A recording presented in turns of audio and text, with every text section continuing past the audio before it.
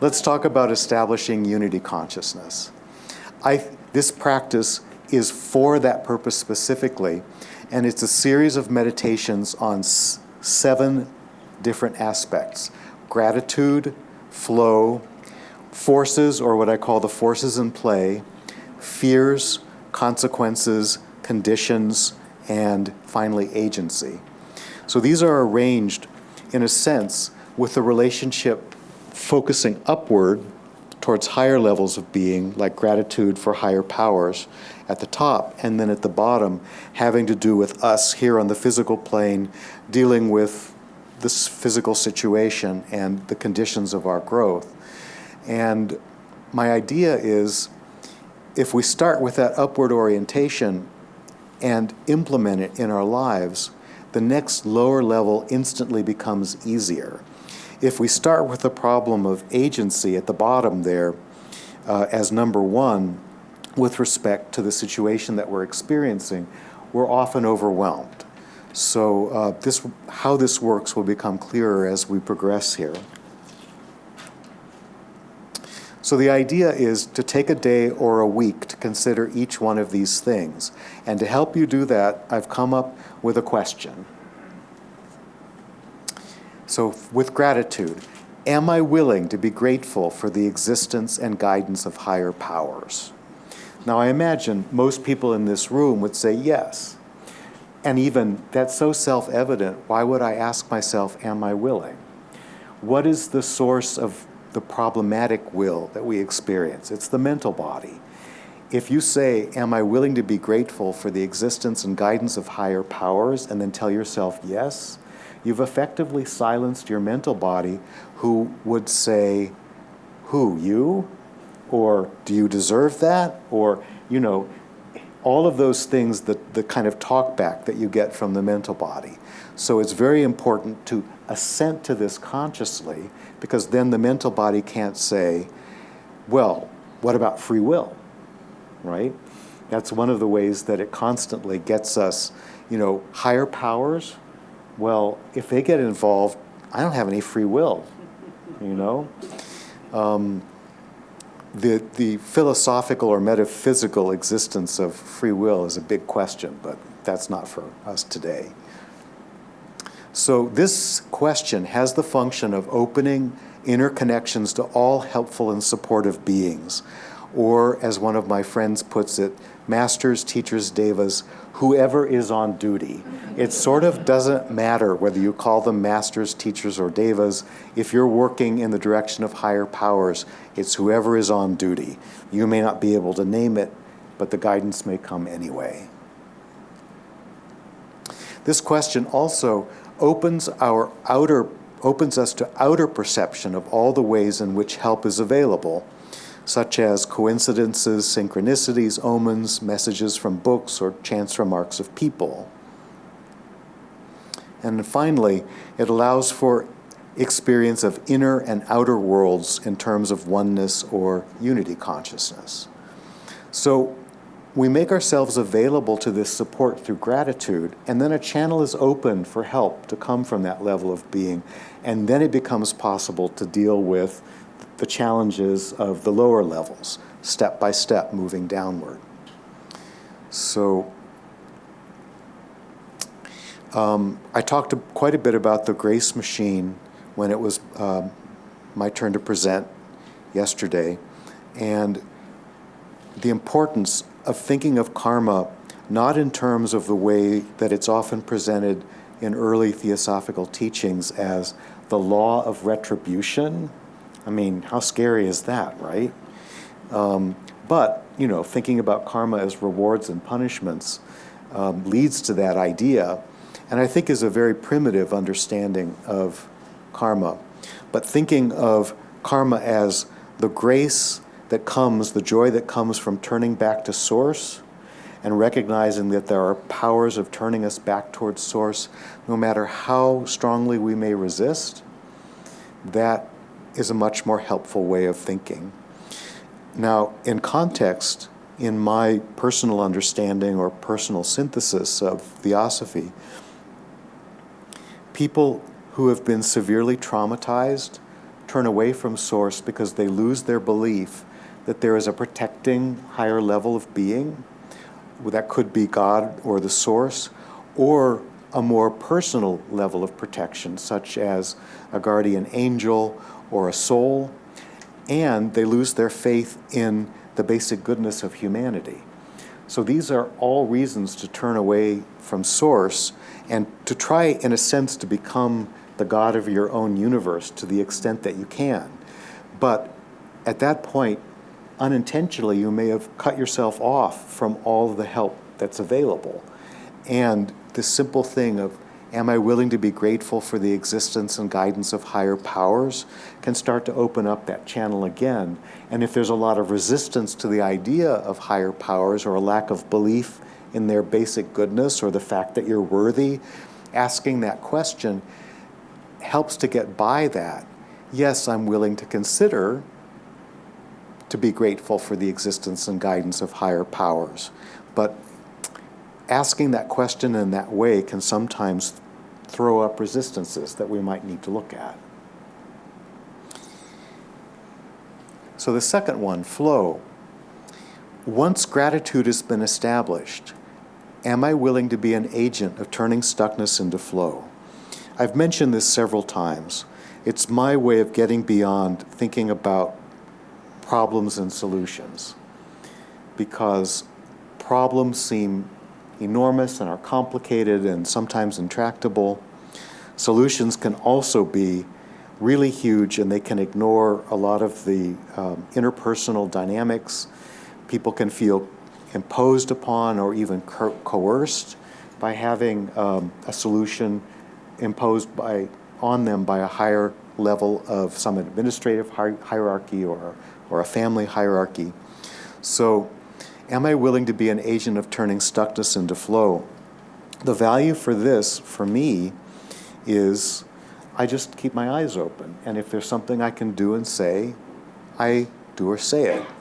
So, if I were David Bland and I were in a meeting that I didn't want to be in because I knew in advance that no good would come of it, and I listened very carefully and patiently with no likes or dislike reactions to what was being said, and then heard the exact moment where something I say could shift things a little bit, one step in the direction of flow, I would go home feeling a little more joyful, and other people might feel a little more relieved.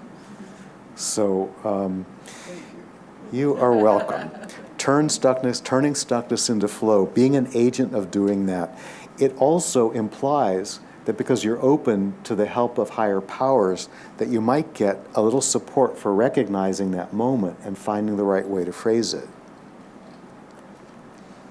So stuckness is a tangle of ego-based motives, agendas, likes and dislikes, and a breakdown of unity consciousness. We like to think of unity consciousness in terms of us in relation to other selves or other beings. But there's also a unity consciousness that occurs within us. If you think about the elementals, they need to be on board too. The spiritual teacher Eknath Easwaran talks about divides in consciousness and the importance of using meditation to identify and heal them. And I think this is a very important thing. If we're ambivalent, we have two sides arguing equally against each other about taking a step. That is a divide in consciousness. And until we unify that, we won't be able to take that step. I think, for example, of procrastination as the result of having two conflicting value systems, and each one of them is telling us to do something, and each of those steps is being canceled out by the other. So what do you do in a situation like that? If you tell yourself you should feel guilty for procrastinating, you're probably not going to get very far. And some people will go so far as to try to get rid of guilt, but then feel guilty because they feel guilty about not getting rid of the guilt. All of these are examples of stuckness, and the idea of being an agent of turning stuckness into flow, often through what I talked about as the what would happen if approach, what would happen if I tried this, can be a useful way of overcoming it. The purpose of this turning stuckness into flow is discovering a right best next step for the greater good, possibly as guided by higher powers. The danger there is the mind might take that little flash of illumination and turn it into a religion that you have to convert everybody to. That's not what we want to do. What we want to do is put it out there. And it's possible that people will agree just because it makes sense and they can feel the relief on the other side of implementing it. There's a certain skill in being able to do that, and it takes a lot of listening, as I was mentioning before, for that right moment to say the thing that needs to be said to move things forward. Taking one step at a time instead of trying to solve the whole problem. That is essential. And if you remember what I said in the previous hour about compassion, people are often only able to hear one step at a time. So trying to impose on them the instructions for the whole solution is not really going to be helpful, even if you see it. And then flow should be understood as a mutual feeling of relief, joy, and movement, which is, in effect, at least the beginning of a restoration of unity consciousness.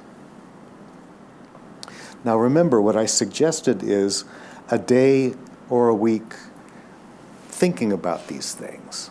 You could meditate on them.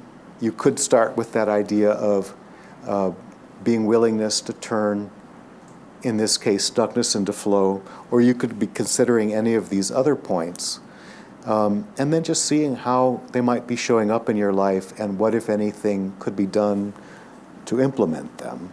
You could spend a whole month on any one of them too, but a day or a week would probably be sufficient. So let's move on to forces.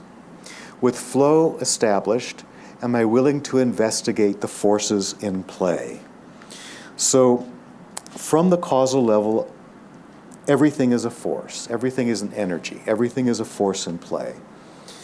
Any situation is a conjunction of a number of forces in play. What happens is they all come together, they go into something like a black box where you don't necessarily see what's going on, and they turn into an event on the other side. So what do you do with that? It seems like you have no control over what goes on in the black box. I'll say something about that in a minute. But it would seem like the best thing to do is to stop as many of those forces in play as possible. That really won't work. That will end up being overwhelming, because usually it's all the forces in play coming into conflict with each other because of stuckness of a number of people. Every one of them is motivated by something, and that something might even be a higher belief or ideal. So a spiritual organization that can't stop arguing with itself about which ideals are important to present to the world would be an example of that.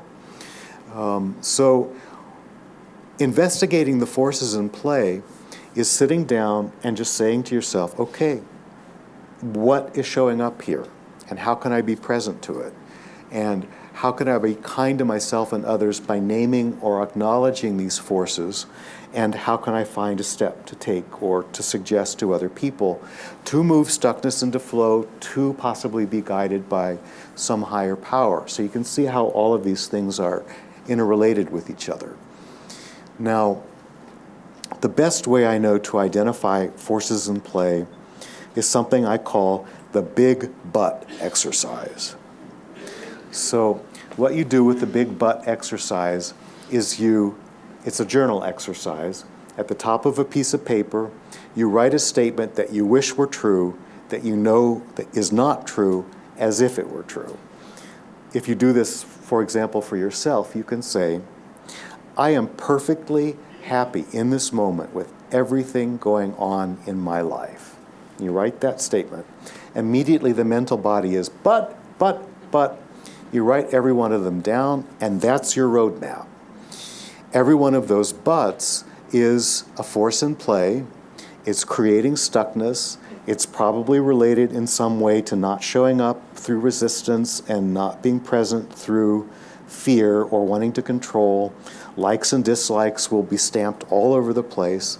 And it may be possible to develop intentions from that. Intentions come later in this progress, so that you can move forward. And you can do this with an organization. So for example, in a meditative state, every person present meeting in the organization is representing something. They have an agenda. We love to think that if people have an agenda, we shouldn't think about them. But actually, we should know what the agenda is, because that's a force in play. If we know what the agenda is and can trace it back to an ideal that we agree with, then we can recognize that the problem of the stuckness is a semantic problem about wording. And if you find a way to talk about how to bring the ideal forward that includes everybody's version of the ideal, but different possibilities for action, stuckness might move into flow. You can do this with families. So managing an estate after someone has passed is probably the huge testing, if not burning ground, for this idea of forces in play and how to work with them. You'll see it everywhere. So again, think about this from being thankful for the guidance of higher powers, and then being an agent of turning stuckness into flow. And then the field in which you're going to try to turn stuckness into flow can only be worked intelligently by identifying the forces in play. Now the black box. The black box is not completely closed to us. The black box is the devas of karma, who want to make sure that our learning and growth is being maximized by whatever it is that we are experiencing in terms of forces in play. They are a force too, and behind every force in play are the devas that are involved in the learning and growth of the people that are involved. You can learn to talk to them. You can find out what they have to say. You can find out what people are learning by this. You can learn, how to support that learning and growth and how to redirect according to the form that it's showing up. And people can be grateful for that because it turns stuckness into flow. So the idea in looking at the forces in play is to perceive from the causal level of being, because spiritual understanding develops from that level of being. True decisions come from spiritual understanding.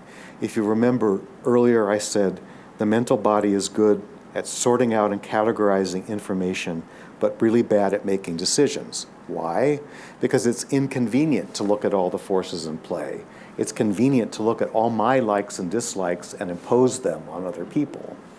So we have to get out of that kind of thinking, because the problem from the mental body is people aren't agreeing with me, and the solution to that is coercing them into agreeing with me. So this is just a summary of what I've been saying. This idea of investigating the forces in play means tracing these forces back to their causes in self and others. The word causes is important to underline here. We talk about the causal level of being and the causal body because it contains all the causes, karmic causes, that we brought with us to shape the learning and growth of our present lifetime. So, with that in mind, we're constantly creating new causes, and these causes are all forces in play. And it's possible through dreams, through interaction with devas, to identify causes that will eventually become an event before they have to become an event, and neutralize them, which is a kind of magic.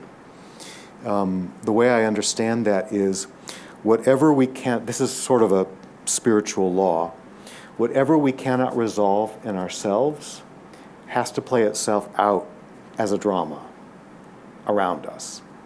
If we can identify the forces in play before it gets to the drama phase, then we can learn how to move through that experience and that learning and growth without having to create the drama. And then life becomes ever more peaceful. This is only possible from the causal level of being, and learning how training ourselves and learning how to think in terms of forces in play is one of the way of opening up that spiritual understanding.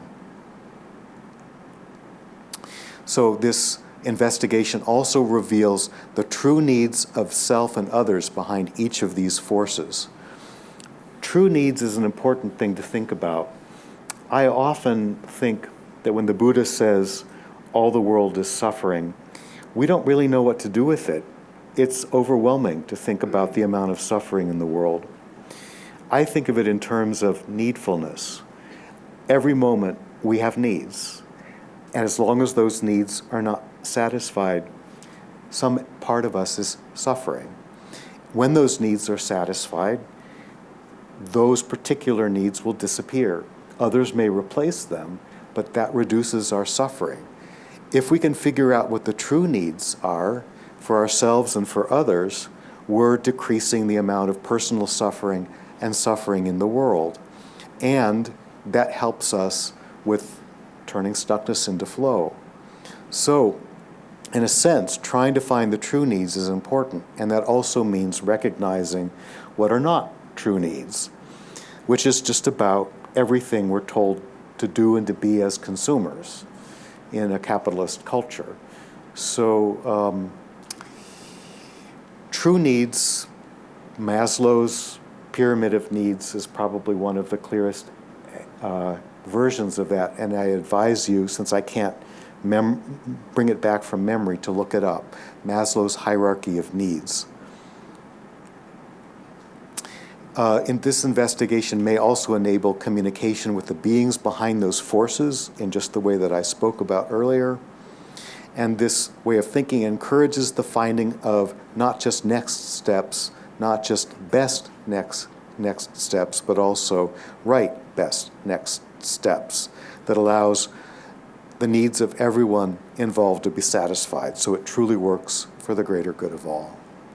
Fears. Now, we've talked about fear in a number of ways earlier, and this will give you, I hope, a deeper insight in how to deal with fears, since they are so involved in all of the elements of the basic spiritual practice we've spoken about. With inquiry established, am I willing to turn my fears into intentions to grow? I think we like what we know.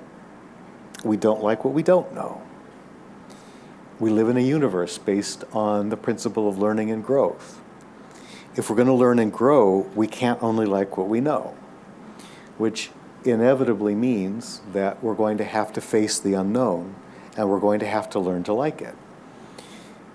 In my opinion, life is only an adventure when we're able to embrace that unknown, and that the adventure is never, ever comfortable. When we're comfortable in our beliefs, values, thoughts, feelings, actions, speech, and so on, we're probably not learning and growing. But the universe is going to put pressure on us to grow anyway, and the result is anxiety, because we're resisting and the soul is saying, moving forward. If we can't resolve that inside of ourselves, it turns into an event that we have to deal with, a drama outside of ourselves. This is how the grace machine works. It's all for our benefit, whether we like it or not. And the funny thing is, if we learn to like it, we would experience joy. Can we let ourselves do that? Really? Can we? That's my big personal inquiry. So, turning fears to intentions to grow, fear really is not knowing what the right best next step is and not wanting to learn because it might be a bumpy ride. We have to accept that a fear is an invitation to take a step that we don't yet know how to take. Guess what? There are higher powers. We're grateful already for their existence and guidance. Ask for help. Universe, I don't know how to do this. My mental body can't figure it out. It's not a problem I can see a solution for. I understand that there are forces in play, but I don't see them clearly. Please help me find a way to take the next step. You will always get an answer. You may not always get an answer that you like, and you may not always like the experience you get when you follow the step. But I have to tell you something. This is probably one of the best spiritual teachings I've ever heard, and that is, I went to a workshop to teach me how to teach experiential workshops at the Kripalu Yoga Center. And one of the things that the teacher said was, this is an experiential workshop. We guarantee one thing and one thing only. You will have an experience. We need to think about life like that. Life is an experiential workshop. There is one thing guaranteed. We will have an experience, and then we'll have another, and then we'll have another one after that. Remember our theme? Go beyond that, go beyond the beyond. That's what learning and growth and evolution are all about.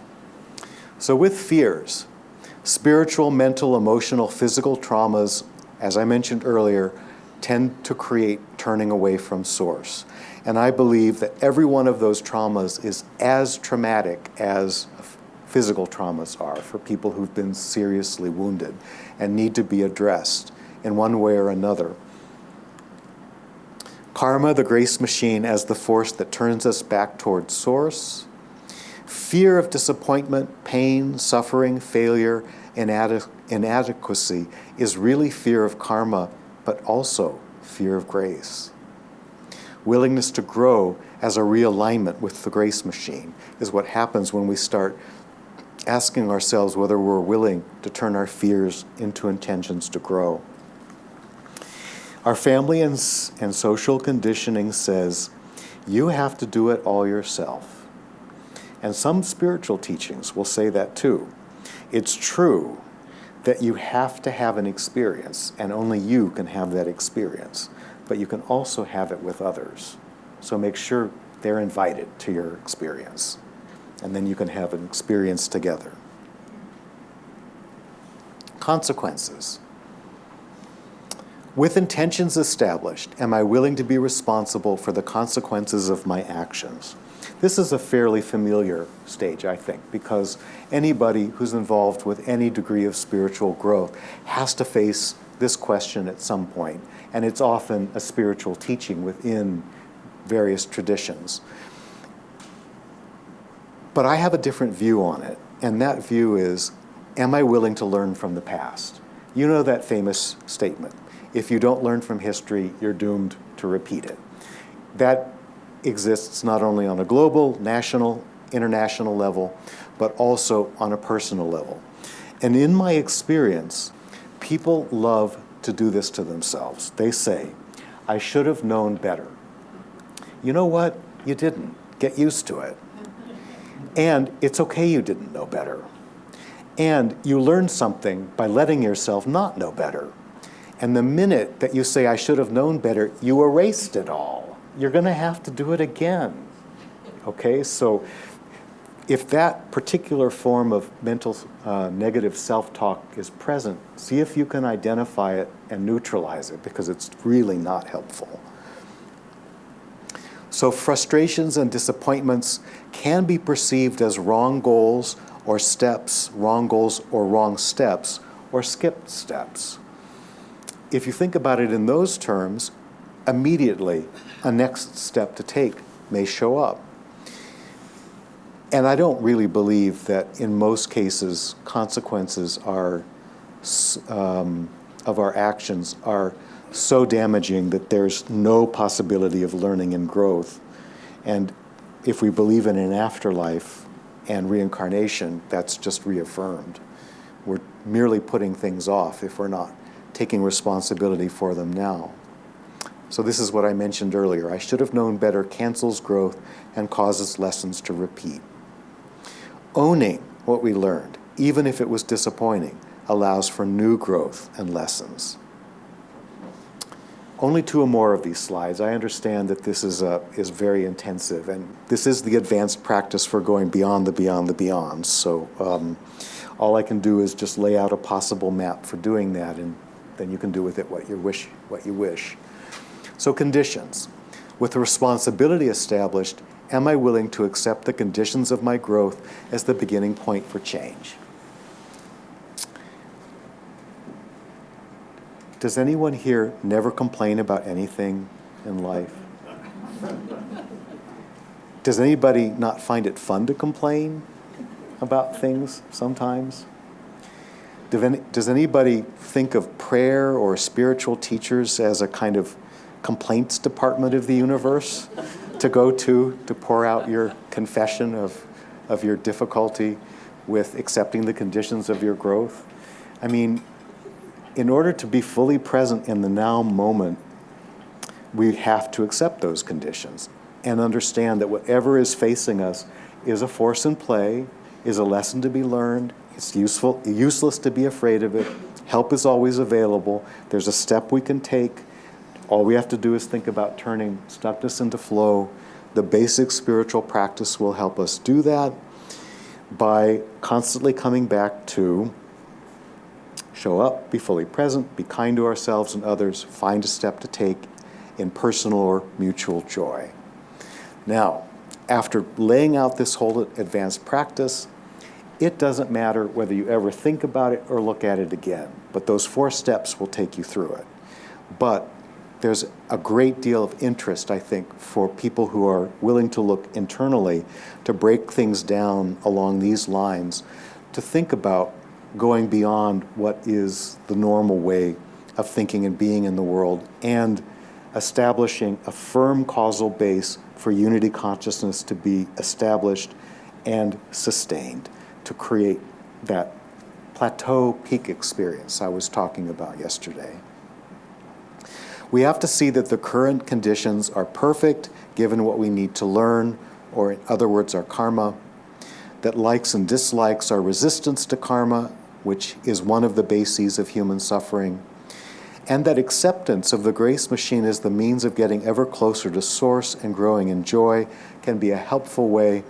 Even if we don't believe in a grace machine or it's not a useful concept, the idea of accepting the conditions of our growth is very empowering. You can think about it, for example, in terms of a 12-step program. To enter a 12-step program, you have to admit that you are an addict of some kind. When you've done that, you begin the process of accepting the responsibility for the consequences of your actions. But the first thing is to realize that you have to accept the conditions of your growth. I am an alcoholic, or I am a gambler, or whatever. Gratitude to higher powers as agents of the grace machine, that suggests that we come back once again to the idea that not only do we need to be responsible for what we've created, we need to accept the conditions of our growth and be grateful for the opportunity to be alive, be human, be present in the world, have the opportunity to grow. This is one of the reasons why in Buddhism, in the 6 levels of being, the human level is constantly talked about as the one to focus on, the one where the most learning and growth and change occurs. And finally, summing it all up, agency. With gratitude, flow, inquiry, intentions, responsibility, and acceptance established, may I become an agent of the grace machine. This is the way to become truly deeply of service, the ultimate form of cooperation and service in the visible and invisible worlds. This is how we learn to will, think, speak, feel, and act in unity consciousness to develop the mind of the master, as I spoke about at the end of my last talk. And I will remind you of that. The consciousness of the masters stretches itself out in any direction in which they send it, assimilates itself with any point to which they direct it, knows anything which they will to know, and all this in order that they may help perfectly, that there may be nothing that they cannot feel, nothing that they cannot foster, nothing that they cannot strengthen, nothing that they cannot aid in its evolution. To them, the whole world is one vast evolving whole, and their place in it is that of helpers of evolution. They are available to identify themselves with any step, and at that step to give the aid that is needed. Annie Besant, Man and His Bodies.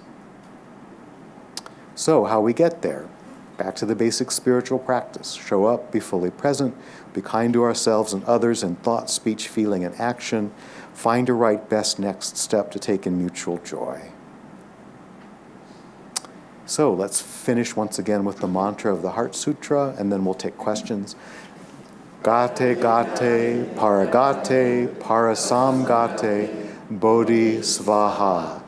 Gone, gone beyond the beyond, gone beyond even that. All hail such wisdom. I'm going to say something more before, and people can think about a question. It's important for you to understand that where this came from. I had a dear friend who had a serious breakdown, and I supported him for 6 years in helping him come out. And every one of these questions represented stages that I realized he was going through in order to recover his mental equilibrium. And it's been 6 years since he was fully on the other side of that. He's doing very, very well. And I am deeply, deeply grateful for the opportunity, the privilege of having to have been of service to him so that I could see these stages, so that I could present them to you. So in this process of meditating on these 7 aspects, like gratitude, flow, forces, fear, consequences, conditions, and agency, is there a progression? Is there a hierarchy? Is there where I need to first focus and meditate on gratitude, and at some point of time I realize that I have realized that, and then I move beyond that to flow? I've experimented in my groups with 2 orders. The first order is the reverse of the one that I presented to you. It starts with accepting. Yeah, we couldn't understand. Oh, sorry. The question was about whether there is a specific order to doing these in. And what I wanted to explain was that in my classes, I have tried 2 different orders. One was to work from, well, the first one I tried was to start with accepting the conditions of your growth as the beginning point of change. And I think that's quite valuable for people who are really, really stuck, really broken down. And that's why I think it's so important, for example, for a 12-step program to start from that. What I found for people who are actively engaged in spiritual seeking, the reverse seems to work as a way of supporting them in developing moving beyond the mental body, developing a firm foundation of causal thinking beneath them to support them in being more of service and unity consciousness. So I chose that way of speaking to this group because it seemed like this group would be more likely to respond to it. I have not tried the experiment of doing them out of order, but I think you could go to any one of them that draws you, either because you understand it and you want to go deeper with it, or any one that you don't understand that you would like to learn more about.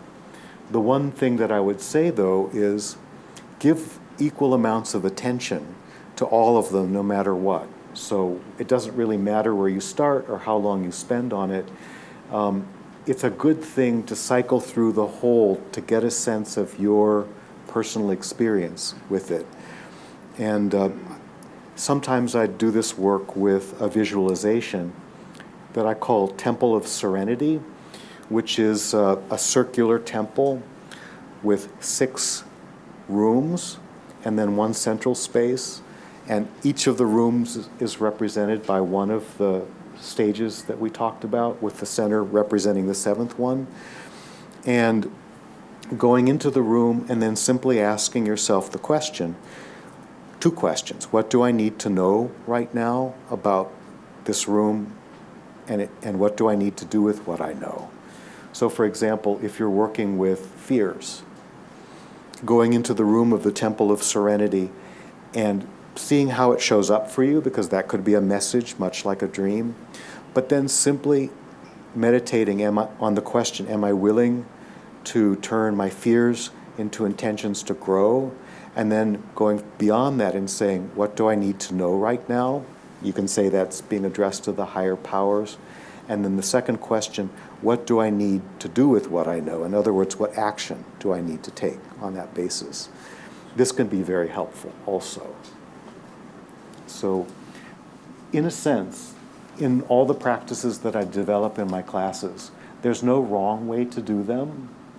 And I'm perfectly open to and interested in people's feedback about what they've done and how they've changed them and what benefits have come from that.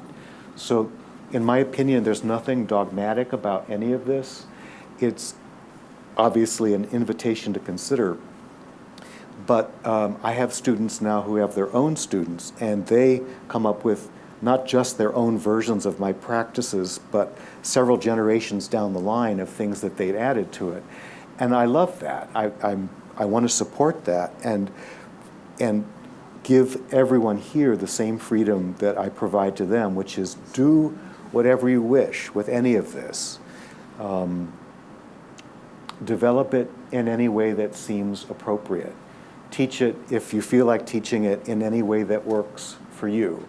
There's nothing about it that is binding in any way. These are my personal observations, my personal synthesis of what I've noticed in dialogue with my life and the lives of other people about theosophical principles. So do with it what you will. Thank you, Kurt. What might be some tips and tricks for identifying forces objectively? Forces in play. Yep. Okay. Right now, in this moment, you're sitting in a room, and every person here is a force in play in creating our convention.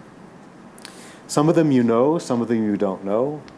Some of them have probably talked to you about responses and reactions they've had to what's going on, something that excited them, something that they had curiosity about or didn't understand, something that they may have found questionable. Those are all forces in play. The room is holding all of this.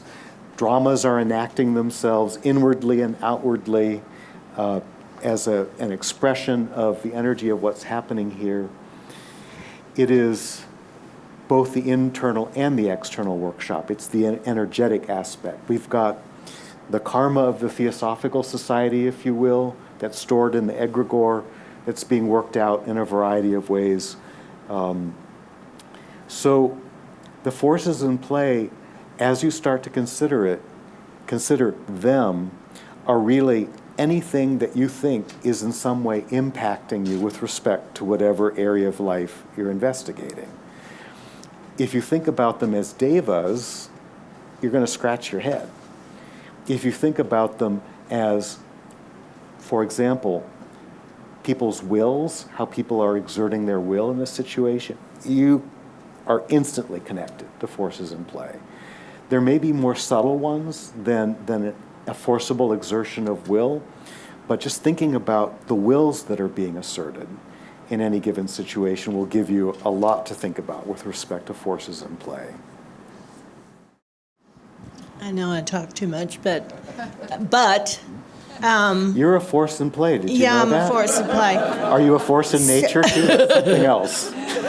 Okay, so when you're working with addiction, for instance, Yes. and the person really wants to be helped in the sense of they've gone through 12-step programs, they've done all of their work, and yet it doesn't work for them on the inner level. There is an inner addiction type thing going on. I have no idea what that is. But I'm an inner addict psychologist, so I want to find out what could possibly, because Jung believed that addiction was also a stretch to spiritual growth, that they're really yearning for that high, that actualization. So in this format, I usually stay in my practice in a stuck place with them. because going to the inner part of them that is driving this, there seems to be no will in that. It's an emotional component that has no intelligence.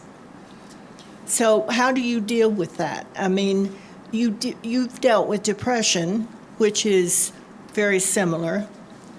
How do you go about that in that really stuck emotional space? No logic, no intelligence. Yes.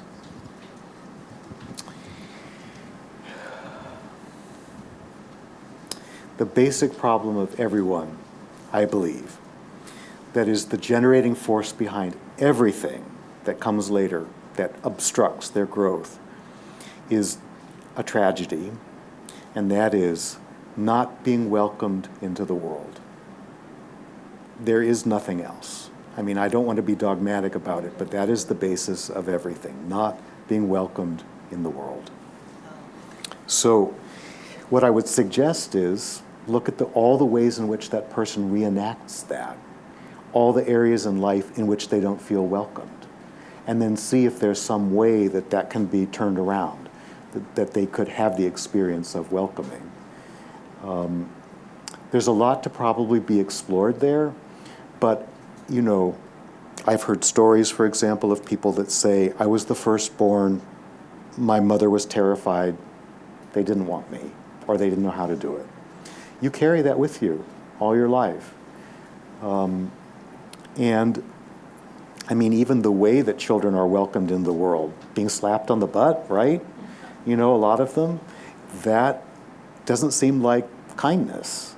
And it's the first experience of an embodied being coming from non-physical reality back into life.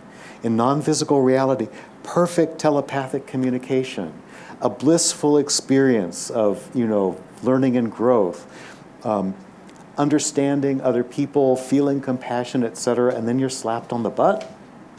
Okay, well, I mean, that's going to replicate itself over and over and over again, too, in people's lives. I think addictions really are a pleading, a bargaining with the universe. Please let me know, not that I'm worthwhile, but that I'm welcome.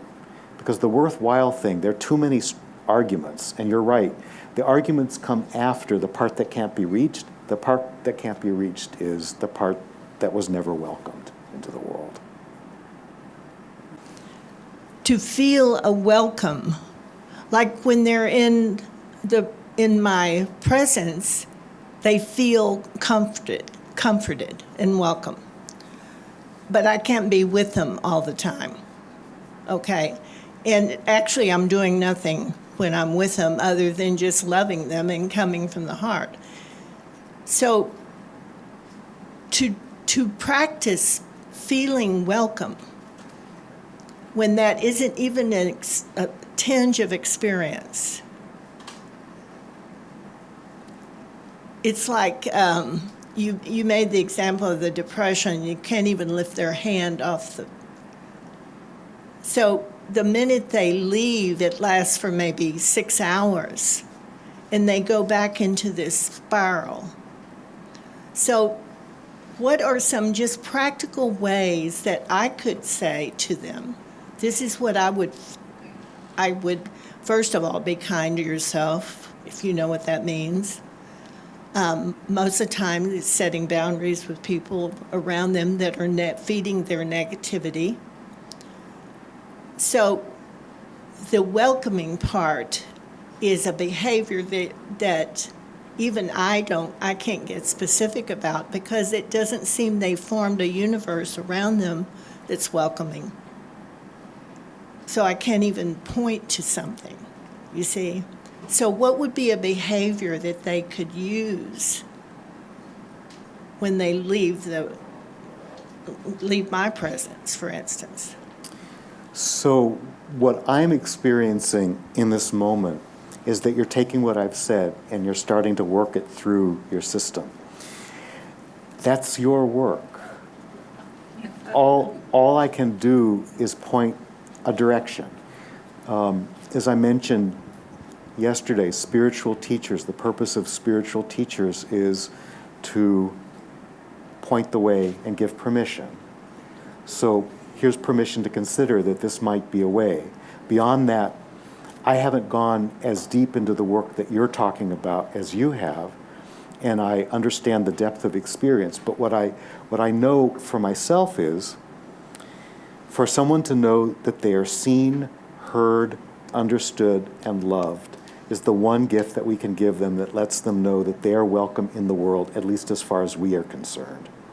And if there's a mantra that goes with that, it is, know that I am loved. Know that you are loved. And if that starts the big but process, list the buts, and there's your map for working on things.